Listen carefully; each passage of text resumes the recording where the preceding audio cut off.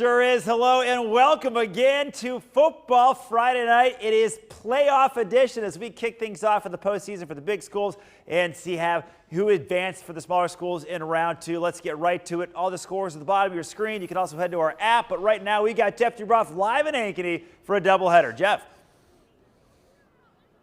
Scott, this has been an awesome day of football. 5:30 start. We're still going right now. Ankeny taking on Linn-Mar. Hawks lead 34-21. Start of the fourth quarter right now. But let's get you to that first game of the day. 5:30 kick. Felt a little odd to be playing football that early. Centennial taking on Iowa City High as part of that doubleheader. Jags would strike first in this game. And who do they go to? Well, it's going to be the guy who's been the workhorse all year. 2 yards out, Braden Jackson. They take an early 7-0 lead. That was not the first, or excuse me, that was not the last of Braden Jackson's touchdown. Next possession for the Jags. He's going to take it in from 20 yards out, make it a quick 14-0 Centennial lead. They would take a 35-14 lead into the break. Second half, Iowa City High trying to get back within striking distance, 4th and goal from the 12. Bobby Bacon, awesome name, awesome play. Dancing in the back of the field, fires a strike to Parker Sutherland. He comes down with it. It's 35-21, but the Jags offense could not be stopped. More specifically, Braden Jackson could not be stopped. There he goes on the screen pass. Jackson finishes with 342 yards of total offense and 6 touchdowns. Centennial wins 52-28. We had a game plan, we stuck to it, just came out, dominated like we wanted to, and we executed really well. It means a lot. I love being out here with my guys and just creating these moments with my teammates. And we want a shot at this thing. We were going to keep building and have a great postseason. Performances we've seen in this state in a long time. Let's get to the game that we're at right now, Ankeny and Linn-Mar. Let's show you how we got here. 8 versus 9 seed, tied at 7. Ankeny knocking on the door. They're going to go a little tush-push, Scott. Luke Anderson, the quarterback, piles his way into the end zone. It's a 14-7 Ankeny lead. But the Lions would respond. A great drive capped off by this beauty. Austin Waller rolling right, fires a laser to Chase Bradley. A little toe tap into the end zone. We're tied at 14, but immediately the Ankeny offense turns to their running back, and Daniel Larmy, he breaks loose, 64 yards. That was his second touchdown of the evening. He's got 3 so far in the night, as it was 21-14 at half. As I've said, Ankeny leads right now over Linn-Mar, 34-21, trying to hold on right now with about under 11 minutes to go here. We're going to get you, hopefully, the highlights tomorrow. But right now, 34-21, Ankeny leads over Linn-Mar, trying to push them their way in the second round of the playoffs. Reporting live from Ankeny, Jeff Dubroff, KCCI, Iowa Sports Leader. Scott. Thank you, Jeff. The action continues across the state. Johnston's had a huge season. They began their postseason at home against the Waterloo West. Could the Wallhawks give the Dragons a game? Let's take you out there to beautiful Johnston Stadium. End of the first quarter. After nothing's happening, it's finally go time. Will Nuss airs it out. Vince Peterson beats his man down the sideline, speed on speed. Brings it in. Peterson has a touchdown, and he's got some moves. Watch this. Emory Jones, give me some. Wait, no, I want some more. Gets that. Love it. And then it's Emory Jones. Touchdown.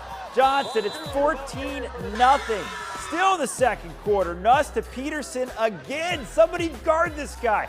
Johnston blows them out. They're rolling around 49-14. Sioux City East went into Valley Stadium and gave the Tigers a game. Sioux City East down 21-20 in the fourth, and they take the lead on this touchdown run. They go up 28-21 after a 2-point conversion. These guys haven't won a playoff game since 2013.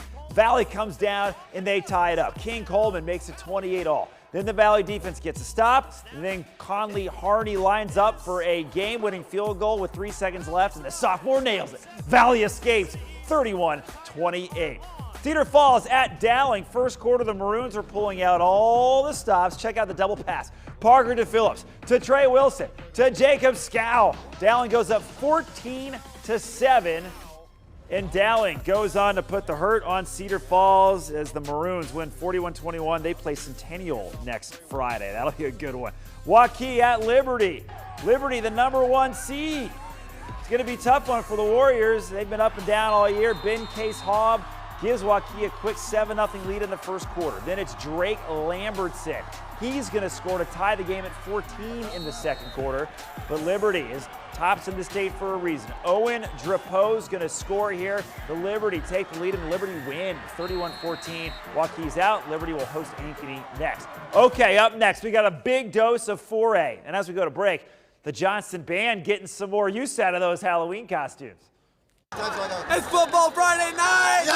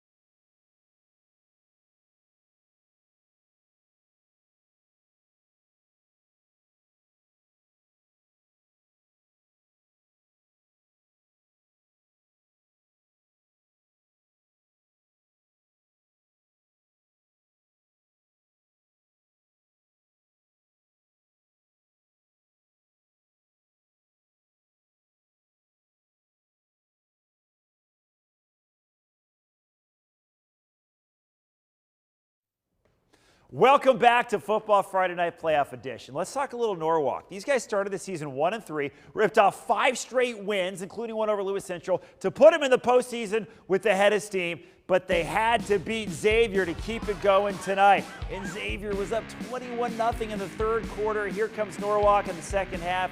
On defense, Eli Robbins with one hand, beautiful pick. Could that be the jump start they need? They march to the red zone. James Hatlovic looking for Luke Brewer. Almost picked off. Not a turnover, but not what they needed either. Third and long here. Hatlovic, the floater to Dominic Tigner, who rolls over to the second level for the big touchdown, but just not enough. Not their night. They're done. Xavier wins 35-14. Fort Dodge at North Polk, top team in the state. North Polk in the black.